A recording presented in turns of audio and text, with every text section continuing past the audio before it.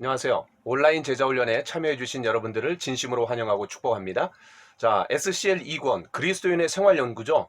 자, 2권의 제목이 뭐예요? 그리스도와의 교제입니다. 자, 4과로 구성이 되어 있는데 제1과가 새생활이죠. 새생활이 뭐예요? 바로 예수 그리스도와 교제할 수 있는 자격이죠. 어떤 사람이 예수님과 교제할 수 있느냐?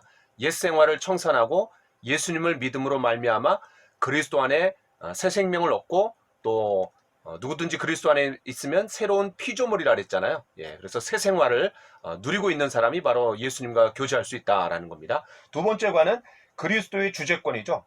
바로 새 생활을 가진 사람의 삶의 태도가 뭐냐? 바로 모든 삶의 영역에서 예수님을 첫 자리에 모시는 거라고 했습니다. 자, 그러면 이제 세 번째 과는 주님과의 교제입니다. 그렇다면 이 주님과 교제할 수 있는 구체적인 방법이 뭐냐? 바로 하나님께서는 나에게 말씀하시면서 말을 걸어오시는 거고, 특별히 성경 말씀을 통해서죠. 그러면 나는 기도를 통해서 하나님 앞에 다시 또 말씀드리는 거죠. 그래서 서로 커뮤니케이션이 일어나는 겁니다. 자, 마지막으로 그럼 이 주님과의 교제, 그런 교제의 결과가 뭐냐? 바로 그리스도를 증거한다라는 거죠.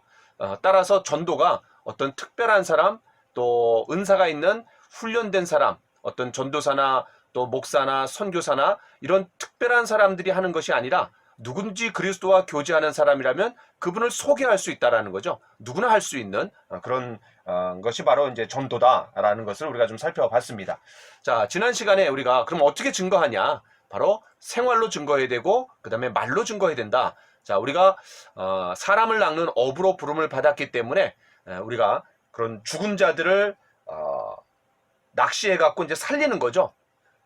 원래 그 일반적인 낚시는 살아있는 물고기를 이제 잡아갖고 죽이는데 이거는 죽은 물고기를 이제 살리는 겁니다. 자, 그럼 낚시기 때문에 떡밥이 있어야 되고 그다음에 미끼라고 하는 이제 떡밥이 있어야 되고 그다음에 고리가 있어야 되는 거죠. 자, 그러면 그 떡밥에 해당되는 게 뭐예요? 바로 우리의 생활입니다. 우리의 깨끗한 삶, 또 매력적인 삶, 또 다른 사람에게 관심을 끌어내는 삶. 그래서 제가 보여주고 들려주라 보들 전도에 대해서 말씀드린 적이 있어요. 그다음에 이제 그런 생활을 통해 갖고 결국 어떻게 하려고 하는 거예요? 그에게 예수님을 영접하게 만드는 거죠. 그러려면 일목요연하게 복음을 전할 수 있어야 됩니다. 그게 이제 날카로운 바늘이죠. 우리가 잘 그거는 훈련되고 준비가 될 필요가 있는 겁니다. 자, 큰 물고기가 있어요. 그런데 조그만 바늘, 또 조그만 떡밥을 통해 갖고 큰 물고기가 낚시에 그냥 탁 잡히는 것처럼 마찬가지입니다. 우리가 잘 준비할 필요가 있는 거죠.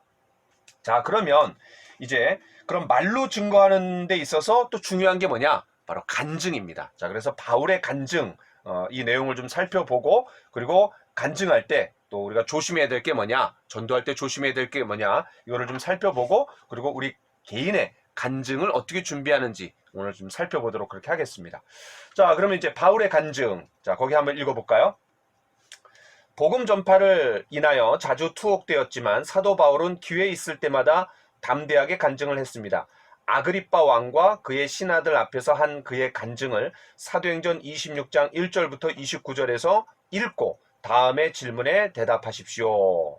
자, 여러분 그 사도행전에 보면은 바울이 어떻게 구원받았는지 똑같은 내용을 3번이나 간증을 합니다. 구원 간증이 3번이나 나와요. 여러분 3번이나 나왔다는 건 뭐예요? 그만큼 중요하다라는 거죠. 자, 그러면 9장에 나오고 22장에 나오고 26장에 나옵니다. 자, 특별히 26장에 있는 내용을 가지고 바울이 어떻게 간증했는지 좀 살펴보려고 해요. 그러니까 이 대표적인 인물로 이제 바울을 제시하는 거죠. 그런 전도의 삶에 있어서 모델이 되는 사람이 또 이제 바울이기 때문에 그렇습니다. 자, 그러면 여러분 12번 위에다가 이렇게 한번 써보세요. 관찰 질문 이렇게 해서 간증에 필요한 내용에는 어떤 것들이 있습니까? 간증에 필요한 내용에는 어떤 것들이 있습니까? 여기서 말하는 간증은 생활 간증이 아니라 바로 구원 간증이라는 거예요. 생활 간증은 내가 예수 믿고 또 믿음의 삶을 실천해 나가면서 경험된 것, 또 하나님의 은혜에 깨달은 것, 또 체험한 것, 이런 것들을 나누는 것이 생활 간증이라면 여기서 말하는 것은 이제 구원 간증이죠. 바울의 간증은 구원 간증입니다. 내가 어떻게 예수님을 믿게 되었는지, 내가 믿기 전에 어떤 삶을 살았는지, 그리고 어떻게 구체적으로 예수님을 믿고 변화되었는지, 이런 내용들을 일목요연하게 설명하는 게 이제 구원 간증이라고 얘기할 수 있죠. 자, 그래서 간증에 필요한 내용에는 어떤 것들이 있습니까? 자, 여러분 그렇게 해서 우리가 12번부터 18번까지 좀 살펴보도록 하겠습니다. 자, 12번. 그는 어떻게 간증을 시작했습니까? 여러분 2절, 3절을 보면 어떻게 간증을 시작했어요? 자, 2절, 3절을 제가 한번 보도록 하겠습니다. 2절, 3절. 아그리빠 왕이여, 유대인이 모든 송사하는 일을 오늘 당신 앞에서 변명하게 된 것을 다행히 여기옵나이다. 특히 당신이 유대인의 모든 풍속과 및 문제를 아심이니이다. 그러므로 내 말을 너그러이 들으시기를 바라옵나이다. 자, 여기서 어떻게 간증을 시작해요? 바로 예의 있게 접근하는 거죠. 자, 여러분 예의 있게 우리가 다른 사람에게 접근할 때 상대방의 마음을 열 수가 있는 겁니다. 예의가 없는 사람은 우리가 참 마음이 다치잖아요. 자, 그래서 그렇다고 해서 우리가 뭐 너무 구걸하거나 또 거만한 태도 또는 너무 낮은 자세로 이제 그렇게까지 할 필요는 없습니다. 그러나 하여튼 예의를 갖춰서 정중하게 그 사람에게 다가갈 필요가 있는 거죠. 우리가 겸손하게 해야 되는데 마치 설교하듯이 또 가르치려는 듯이 그러면 이제 재수가 없는 거잖아요. 자, 그래서 여러분 간증의 태도가 뭐냐? 바로 예의 있게 접근해야 된다. 여러분 12번에 이렇게 쓰면 좋을 것 같아요. 우리가 관찰 질문을 간증에 필요한 내용에는 어떤 것들이 있습니까? 그랬는데 첫 번째는 뭐예요? 예, 접근이죠. 태도. 첫 번째는 접근. 접근. 태도가 어때야 되느냐? 자, 바로 겸손하게 설교하듯이가 아니라 겸손한 마음으로 또 예의 있게 접근해야 된다. 이렇게 여러분 하시면 좋을 것 같아요. 자, 그 다음에 이제 13번. 남다른 종교적 배경이 있었음에도 불구하고 4절, 5절 그리스도인들을 향한 바울의 태도는 어떠했습니까? 9절, 11절. 자, 이제 4절, 5절을 한번 읽어보겠습니다. 내가 처음부터 내 민족 중에와 예루살렘에서 젊었을 때 생활한 태도를 유대인이 다 아는 바라. 일찍부터 나를 알았으니 저희가 증거하려 하면 내가 우리 종교의 가장 엄한 팔을 쫓아 바리새인의 생활을 하였다고 할 것이라. 자, 여기서 뭐를 얘기하고 있는 거예요? 자신의 가문을 얘기하는 거죠. 자신이 어떤 바리새인이었다. 가장 엄한 팔을 쫓았던 그런 바리새인이었다. 그 당시에 이제 이 바리새인이라고 하면 유대의 6천 명밖에 없는 아주 도덕적이고 또 깨끗한 삶을 추구했던 그런 사람들을 이제 우리가 바리새인이라고 얘기합니다. 자, 예를 들어서 이제 이걸 우리식으로 적용하면 어떤 거예요? 나는 뭐 목회자의 자녀로 태어났다. 또 나는 죄를 모르고 살았다. 또 나는 장로의 권사님의 가정에서 태어났다. 또 나는 하여튼 이런 식으로 얘기할 때 이제 나의 가문에 대해서 얘기할 수 있는 거죠. 자, 그 다음에 이제 그리스도인들을 향한 바울의 태도는 어땠습니까? 자, 9절, 11절. 나도 나사렛 예수의 이름을 대적하여 범사를 행하여야 될 줄 스스로 생각하고 예루살렘에서 이런 일을 행하여 대제사장들에게서 권세를 얻어가지고 많은 성도를 옥에 가두며 또 죽일 때에 내가 가편투표를 하였고 모든 회당에서 여러 번 형벌하여 강제로 모독하는 말을 하게 하고 저희를 대하여 심히 격분하여 외국 성까지 가서 핍박하였고. 그러니까 어떤 자신의 가문의 장점도 있지만 또 단점도 있었다라는 거죠. 다시 말해서 예수 믿는 사람들을 핍박하며 살았다라는 겁니다. 자, 그래서 여러분 이제 13번에는 이렇게 쓰시면 좋을 것 같아요. 이전의 삶, 내가 예수님 믿기 이전의 삶, 이렇게 쓰시면 좋을 것 같아요. 두 번째는 예수님을 믿기 이전의 삶, 이전의 삶 또는 과거의 삶, 이렇게 쓰시면 좋을 것 같아요. 자, 그 다음에 14번. 바울의 생애를 바꾼 것은 무엇이었습니까? 자, 12절부터 15절. 그 일로 대제사장들의 권세와 위임을 받고 다메섹으로 간나이다. 왕이여, 때가 정오나되어 길에서 보니 하늘로서 해보다 더 밝은 빛이 나와 내 동행들을 들러 비추는지라. 우리가 다 땅에 엎드러지매 내가 소리를 들으니 히브리 방언으로 이르되 사울아 사울아 내가 어찌하여 나를 핍박하느냐. 가시체를 뒷발질하기가 내게 고생이니라. 내가 대답하되 주여 뉘시오니까. 주께서 가라사대 나는 내가 핍박하는 예수라. 자, 그러니까 여기서 중요한 거는 이제 세 번째, 믿게 된 경위죠. 믿게 된 경위. 좀 유식한 말로는 터닝 포인트죠. 터닝 포인트. 내 삶의 터닝 포인트. 어떻게 내 삶이 완전히 뒤집어졌는가. 자, 그래서 바울의 생애를 바꾼 것이 뭐냐? 바로 부활하신 예수님을 다메섹 도상에서 만난 사건이죠. 자, 이게 이제 바울의 생애를 완전히 그냥 뒤바꿔 놓은 삶이에요. 자, 그 다음에 15번. 바울이 말한 복음의 두 가지 요점은 무엇입니까? 바울이 말한 두 가지 요점 무엇입니까? 제가 한번 읽어보겠습니다. 곧 그리스도가 고난을 받으실 것과 죽은 자 가운데서 먼저 다시 살아나사 이스라엘과 이방인들에게 빛을 선전하시리라 함이니이다 하니라. 그러니까 뭐예요? 바로 복음이죠. 15번에서는 복음. 자, 이 복음의 가장 핵심이 뭐예요? 두 가지입니다. 예수님의 십자가의 죽으심, 그 다음에 부활입니다. 왜 복음의 핵심, 복음의 엑기스가 죽으심과 부활이냐면 예수님의 죽으심만이 우리의 죄 문제, 죽음의 문제, 심판의 문제를 해결할 수 있는 핵심이기 때문에요. 다른 어떤 것도 우리의 죄 문제를 해결해 주지 못합니다. 예를 들어서 예수님이 동정녀 마리아에게 나셨어요. 또 깨끗한 삶을 사셨어요. 이런 모든 것들이 의미 있고 복음의 내용이지만, 그러나 우리의 죄 문제, 죽음의 문제, 심판의 문제를 해결해 주시는 핵심이 뭐냐? 예수님이 죽으셨고 또 3일 만에 죽은 자 가운데서 다시 부활하실 때 그 부활로 말미암아 우리의 죄 문제, 죽음의 문제, 심판의 문제가 해결되었다라는 것을 증명하신 사건이 부활이잖아요. 따라서 바울이 말한 복음의 두 가지 핵심이 뭐냐? 바로 십자가의 고난과 부활입니다. 여러분, 이 예수님의 그런 십자가의 고난과 부활, 다시 말해서 복음의 핵심을 가장 명확하게 설명하고 있는 부분이 어디냐면 고린도전서 15장 3절 4절입니다. 내가 받은 것을 먼저 너에게 전하였노니 이는 성경대로 그리스도께서 우리 죄를 위하여 죽으시고 장사 지낸 바 되셨다가 성경대로 사흘 만에 다시 살아나사. 바로 이것이 복음의 가장 일목요연한 핵심이고, 그것을 얘기해 놓은 게 바로 이제 고린도전서 15장 3절 4절이죠. 자, 그래서 이 15번에서는 복음 이렇게 여러분 써놓으시면 좋을 것 같아요. 16번. 그는 아그리빠 왕에게 하나님의 말씀, 선지자에 대해 어떤 질문을 하였습니까? 27절 제가 한번 읽어보겠습니다. 아그리빠 왕이여, 선지자를 믿으시나이까? 믿으시는 줄 아나이다. 자, 그러면 이제 이 16번에는 여러분 다섯 번째로 뭐라고 얘기할 수 있어요? 예, 도전이죠. 또 결단을 촉구하는 거죠. 결단을. 예수님 영접할 거냐 말 거냐, 영접하시겠습니까? 뭐 이런 거랑 똑같습니다. 자, 무슨 말이냐면 선지자를 믿어야 한다 이런 말이죠. 왜 그래요? 선지자를 믿으면은 예수님도 믿어야 됩니다. 왜냐하면 선지자들이 줄기차게 목표를 두고 전하신 분이 누구예요? 바로 예수 그리스도죠. 때문에 선지자를 믿느냐 안 믿느냐, 이거는 어떤 영적 관심을 물어보는 거고, 예수님을 마음속에 모셔드릴 것이냐, 이런 거랑 똑같은 질문이라고 얘기할 수 있습니다. 자, 그 다음에 이제 17번.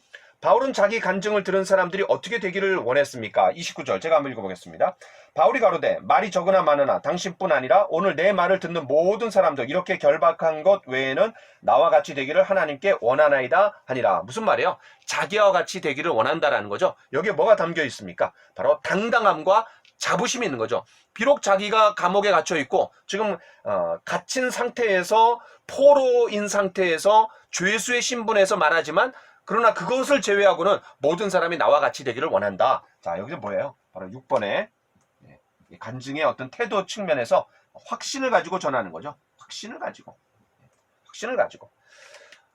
우리가 이제 가끔 이렇게 이제 간증하거나 전도를 이제 할 때 사람을 보고 가리는 경우가 있어요. 또 저 사람이 나보다 뭐 학문이 많거나, 또 어떤 좋은 위치에 있거나, 또 나는 상대적으로 좀 낮은 위치에 있거나, 그럼 이제 쭈뼛쭈뼛대고 위축될 수 있는데, 그게 아니라 이제 사람을 우리가 바라볼 때 영적인 관심을 가지고 이제 바라봐야 되는 거죠. 그 사람의 높고 낮음이 중요한 것이 아니라, 그래봤자 그 사람은 뭐예요? 이 땅에서 밖에 살지 못합니다. 죄인입니다. 그리고 지금 심판을 향해서 달려가고 있고 이미 사망 선고를 받은 사람하고 똑같은 거예요. 나는 뭐예요? 바로 하나님의 자녀죠. 그러니까 완전히 다른 겁니다. 우리가 그 사람의 어떤 겉모습을 보고 우리가 위축될 필요가 전혀 없어요. 그 사람을 영적으로 보는 안목이 있어야 되는 거죠. 자, 그래서 그 사람이 아무리 조건이 좋아도 영적인 안목으로 우리가 바라본다라면 우리가 그 영혼을 불쌍히 여기고 담대하게 복음을 전할 수 있고, 내가 구원받았다, 내가 예수 믿는 자녀다, 하나님의 자녀다, 내 삶이 변화되었다, 이런 것들을 담대하게 확신 있게 얘기할 수 있는 거죠. 그럴 때 우리가 이제 전도를 잘 할 수 있고 또 간증을 할 수 있는 겁니다. 자, 18번. 사도행전 26장 1절부터 23절을 다시 검토하고 바울의 간증을 살펴보십시오. 이제 정리하는 거죠. 다음 각 난에 해당되는 구절을 기입하십시오. 여러분, 접근 어떤 태도로 해야 된다 그랬어요? 자, 예의 있고 또 정중하게, 겸손하게. 2절 3절이죠. 그 다음에 개인적인 배경, 자신의 가문, 그 다음에 장점과 단점, 이런 것들을 얘기했죠. 4절부터 11절이라고 할 수 있습니다. 자, 그 다음에 그리스도를 만난 경위와 그 결과, 12절부터 18절의 내용이죠. 그 다음에 복음, 19절부터 23절이고, 그 다음에 하나를 더 써 넣은다라면 이제 영접 권유와 도전. 자, 5번 이렇게 해갖고 영접 권유와 도전, 이렇게 써놓으시면 되고요. 그 옆에다가 19절부터 특별히 이제 27절과 29절을 여러분 이렇게 써놓으면 좋을 것 같아요. 27절과 29절. 자, 그러면 이제 이 바울의 간증을 통해서 우리가 5가지의 어떤 흐름을 이제 살펴봤죠. 바로 이런 식으로 우리도 간증을 해야 된다라는 겁니다. 자, 그러면 이제 당신의 간증, 앞에는 이제 바울의 간증을 받고 이제 당신의 간증을 한번 봅시다. 당신은 바울의 간증에 대해서 공부했습니다. 당신은 어떻게 간증하겠습니까? 간증은 그리스도를 증거하는 좋은 방법입니다. 간증은 일반적으로 전도하기에 가장 어려운 친척들이나 또 친한 친구들에게 예수 그리스도를 소개하는 데 특별히 도움을 줍니다. 간증할 때의 주의점, 자, 몇 가지 한번 우리가 살펴보죠. 첫 번째는 뭐예요? 개인적이어야 됩니다. 개인적이어야 할 것. 무슨 말이에요? 자연스럽게 말하듯이 내 이야기를 이야기하듯이 하는 거죠. 그런데 중요한 건 뭐예요? 설교식으로 하면 안 되는 거죠. 가르치려고 하면 안 되는 거죠. 가르침을 받는 사람 입장에서는 굉장히 기분 나쁜 거면 기분 나쁠 수 있어요. 지가 뭔데 나한테 가르쳐, 이렇게 할 수 있는 거죠. 때문에 설교식으로 하지 말고 예수님께서 당신을 위하여 무엇을 하셨는가를 말하십시오. 나를, 나의 을을 사용하고 여러분 하는 식으로 하지 마십시오. 여러분 하는 건 뭐야? 내가 높은 위치에서 너는 낮은 위치에 있고 내 말을 들어야 되고 너는 내 가르침을 받아야 된다. 라는 이제 그런 식이 될 수 있는 거잖아요. 굉장히 권위적으로 보일 수 있습니다. 자, 그래서 남의 말을 하는 것처럼 하는 것이 아니라 내 이야기를 꺼내서 자연스럽게 얘기하는 거죠. 내가, 나를, 뭐 이런 식으로 얘기하는 겁니다. 자, 두 번째는 짧게 할 것. 3, 4분 내에 이제 맞춰야 됩니다. 여러분 3, 4분 내에 맞춘다라는 건요. A4지로 말하면 한 장 정도 분량입니다. 그러니까 길게 하지 말라는 거죠.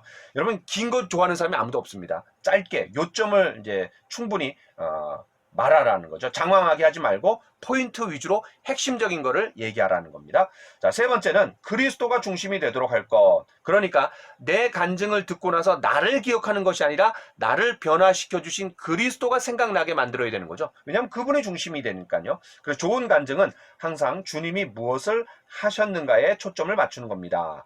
자, 네 번째. 하나님의 말씀을 사용할 것. 한두 구절의 성경 말씀을 사용하면 당신의 간증에 힘이 있습니다. 예를 들어서 요한복음 1장 12절 말씀을 통해서 내가 복음을 깊이 깨달았다. 영접하는 자, 곧 그 이름을 믿는 자들에게는 하나님의 자녀가 되는 권세를 주셨으니, 또는 고린도후서 5장 17절 누구든지 그리스도 안에 있으면 새로운 피조물이라. 이전 것은 지나갔으니 보라 새 것이 되었도다.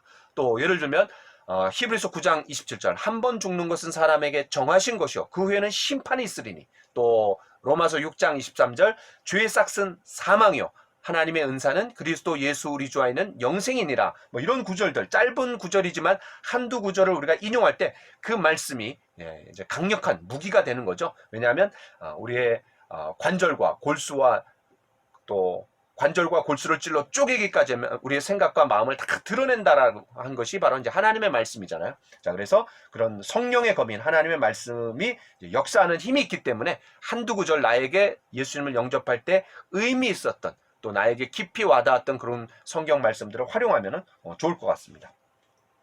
자, 그럼 이제 구체적으로 간증을 준비하는 방법이 뭐냐? 여러분이 이제 이 SCL 2권 4과까지 공부하면은 숙제가 뭐냐면요.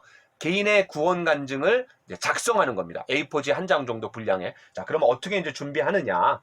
자, 당신이 불신자에게 말하는 식으로 간증을 적어 보십시오. 당신이 믿고 변화된 경위를 아주 분명하게 말하여 듣는 사람으로 하여금 그리스도를 어떻게 영접하는지 알 수 있도록 하십시오. 자, 당신의 간증을 연습장에 쓴 다음 그것을 정리하여 이 책 뒤에 끼워 두십시오. 당신이 예수 그리스도를 믿기 전의 생활. 자, 거기다 밑줄 한번 쳐보세요. 당신이 예수 그리스도를 믿기 전의 생활을 약간 기록하고. 자, 이게 뭐예요? 예수님을 믿기 전에 나의 삶. 여기에 뭐 나는 언제 태어났고 또 어떻게 살았고 또 내 삶에 예수님을 믿기 전에 어떤 문제가 있었고 이런 것들을 쓰는 거죠. 자, 두 번째는 변화된 경위. 즉 어떻게 예수님을 믿게 되었는지. 내가 어떻게 터닝 포인트가 있었는지, 어떻게 내가 복음을 듣고 어떻게 깨달았는지, 그거를 여러분 쓰는 겁니다. 세 번째는 주님을 안 후의 변화. 세 번째, 주님을 안 후의 변화. 거기 밑줄 치시고요. 그러니까 예수 그리스도를 믿기 전의 생활. 요게 1번 이렇게 쓰시고요. 변화된 경위, 즉 어떻게 예수님을 믿게 되었는지 거기 밑줄 긋으시고 2번. 그 다음에 주님을 안 후의 변화. 이를테면 죄사함의 축복. 내가 예수님을 영접하고 죄에 대한 어떤 그런 짐과 또 죄책감에 시달렸는데 그 문제가 해결되었다라든지, 아니면 영원한 생명을 내가 확신하게 되었다라든지, 또 당신의 생활이나 생각이 변화된 면들을, 전에는 우울하고 어두웠는데 밝아졌다든지, 또 긍정적이었다든지, 전에는 죄를 지었는데 내가 이제는 죄를 짓지 않으려고 애를 쓴다든지, 또 죄 문제가 해결되었다라든지, 이런 내용들을 한두 가지 말하면은 놀라운 거죠. 자, 그래서 여러분, 자, 제가 한번 정리해 보겠습니다. 자, 첫 번째, 간증을 쓸 때, 자, 뭐 해야 돼요? 나의 예수 믿기 전, 예수님 믿기 전의 과거의 삶. 과거의 나. 그 다음에 두 번째는 예수님을 믿게 된 경위. 요게 이제 하이라이트죠. 믿게 된 경위. 자, 그 다음에 세 번째는 예수님을 믿은 후 변화된 삶입니다. 변화된 삶. 자, 근데 이 예수님을 믿고 변화된 삶에 대해서 얘기하려면은, 가급적이면 예수님 믿기 전에 과거의 나를 소개할 때 내 삶에 어떤 문제가 있을 수 있죠. 예를 들면 나는 외로웠다든지, 죽음에 대한 두려움이 많았다든지, 삶의 목표와 어떤 방향을 알지 못하고 살았다든지, 뭐 이런 내용들을 한두 가지를 얘기했을 거 아니에요? 두세 가지. 자, 그러면 예수님 믿은 후에 그것과 연관해서 변화된 삶을 얘기하면, 아, 이랬던 내가 이렇게 변화됐는데 이런 변화를 가져온 터닝 포인트가 예수님이구나. 이렇게 일목요연하게 요 세 가지 어떤 포인트가 확실하게 드러날 수 있겠죠. 자, 그래서 여러분 요런 포인트로 이제 그 간증을 하면 쓰시면 좋을 것 같아요. 그러니까 A4지가 이제 이렇게 있다, 종이가 이렇게 있다 그러면은 3등분 이렇게 나눠 갖고, 자, 여기다가 1번, 2번, 3번 이렇게 이제 쓰시면 좋을 것 같아요. 특별히 3번, 2번과 연관해서 복음을 구체적으로 내가 듣고 깨달은 거잖아요. 그럴 때 성경 구절 한두 구절을 인용하면 좋을 것 같습니다. 그런데 여기서 아무 구절이나 쓰면 안 되죠. 예를 들면 태초에 하나님이 천지를 창조하시니라. 성경에 너무너무 중요한 구절이죠. 성경을 여는 첫 번째 구절이죠. 뭐 또 마태복음의 1장 1절, 아브라함과 다윗의 자손 예수 그리스도의 세계라. 너무너무 중요한 구절임에 틀림없지만 구원 간증하고는 연관되지 않죠. 왜냐하면 복음하고 직접적인 연관은 없잖아요. 자, 그래서 여러분이 복음과 연관해서 한두 구절을 여러분 인용하시는 것은 괜찮습니다. 자, 칸을 또 채우기 위해서, 이 내용을 채우기 위해서 성경 구절을 인용하는 것은 아니죠. 우리가 핵심적인 한두 구절이 능력이 있기 때문에, 성령의 검이기 때문에 내 말도 중요하지만 그 성경 구절 한두 말씀을 내가 인용함으로 말미암아 그 사람에게 굉장히 큰 어떤 임팩트를 주기 위한 거니까, 여러분 그런 구절들을 잘 생각하셔갖고 이런 분량을 가지고, 이런 형식을 가지고 구원 간증문을 한번 써보시면 좋을 것 같습니다. 자, 그 다음에 패트릭 헨리의 소원에서, 나는 나의 모든 재산을 내 가족에게 주었습니다. 그들에게 주고 싶은 것이 한 가지 더 있는데 그것은 예수 그리스도를 믿는 믿음입니다. 만약 그들이 믿음을 가지고 있다면 내가 동전 한 푼 주지 않았더라도 그들은 부유했을 것입니다. 그러나 만약 그들이 믿음이 없으면 내가 온 천하를 주었다 해도 그들은 정말로 가난할 것입니다. 아주 굉장히 도전이 되는 내용이죠. 자, 마지막 몇 가지 제안입니다. 이건 뭐냐면, 그런 내가 복음을 증거할 때, 간증할 때 주의해야 될 게 있는 거예요. 자, 그래서 여러분 거기에다 이렇게 써보시면 좋을 것 같아요. 예수님을 증거시 주의할 점. 예수님을 증거시 주의할 점이 뭔가? 자, 19번. 당신은 무엇을 피해야 하며 왜 피해야 합니까? 디모데후서 2장 23절입니다. 어리석고 무식한 변론을 버리라. 이에서 다툼이 나는 줄 알미라. 뭐를 피해야 돼요? 변론이죠. 그럼 왜 피해야 됩니까? 다툼이 일어나기 때문에 그렇습니다. 우리가 이제 간증을 하거나 복음을 전할 때 상대방이 평소에 궁금하던 거를 물어볼 수가 있습니다. 자, 그런데 그때 이제 모르는 걸 물어볼 때 이렇게 얘기하면 좋을 것 같아요. 일단은 끝까지 들어보시고 나중에 질문하시면 어떨까요? 왜냐하면 제가 말씀드리는 그런 내용 가운데 또 궁금한 게 해소가 될 수도 있거든요. 이러면서 일단은 복음을 전하기 시작한 그 흐름에 집중할 수 있도록, 그게 끊어지지 않도록 이제 하는 게 좋습니다. 그게 지혜죠. 그런데 이제 어떤 사람들은 괜히 그냥 또 질문할 수 있어요. 왜냐하면 방해하기 위해서. 또 그렇기 때문에 이제 이렇게 우리가 차단을 해야 되고, 그 다음에 진짜 본인이 궁금해갖고 그 문제가 해결되지 않으면은 내가 전하는 말이 전혀 들리지 않을 것 같다. 그러면 이제 거기서 잠깐 멈춰갖고 짧게 또 분명하게 얘기해 줄 필요가 있죠. 그러나 어쨌든 변론을 우리가 좀 삼가야 됩니다. 변론을 우리가 이제 피할 수 있는 방법이 뭐냐? 평소에 내가 명쾌하고 분명하게 전하는 방법을 이제 알고 있어야 돼요. 왜냐하면 어떤 변론을 일으키는 그런 말들이 있거든요. 또 그런 내용들이 있어요. 근데 그런 내용들은 가급적이면 피하고 복음 자체에 집중해서 간결하게 또 핵심을 가지고 이제 전할 필요가 있는 거죠. 괜히 설명을 장황하게 했다가 군더더기가 많아지면은 거기서 이제 그 사람이 다툼으로 이어질 수 있는 변론거리가 이제 탁 잡아채는 거예요. 자, 그래서 조심할 필요가 있죠. 그 다음에 이제 어떤 개인의 영혼에 대한 관심을 갖고 계속해서 우리가 복음을 전할 때 당신은 어떠냐? 말씀이 이런데 당신은 어떤 거 같냐? 이렇게 이제 물어보면서 그 사람의 영혼에 집중할 때 또 변론을 좀 피할 수도 있습니다. 여러분 사실 우리가 가장 기분 나쁜 게 뭐예요? 말싸움에서 진 거잖아요. 그렇죠? 그래서 우리가 말싸움 해갖고 이겨도 나에게 아무 유익이 없어요. 그러니까 다툼은 아주 안 좋은 겁니다. 자, 그 다음에 20번. 자, 20번을 보도록 하겠습니다. 20번.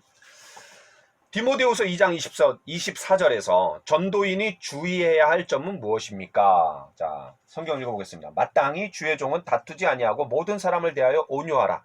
가르치기를 잘하며 참으며. 자, 다투지 아니하는 거죠. 자, 전도인의 성품은 어떠해야 합니까? 온유해야 되죠. 그 다음에 가르치기를 잘해야 됩니다.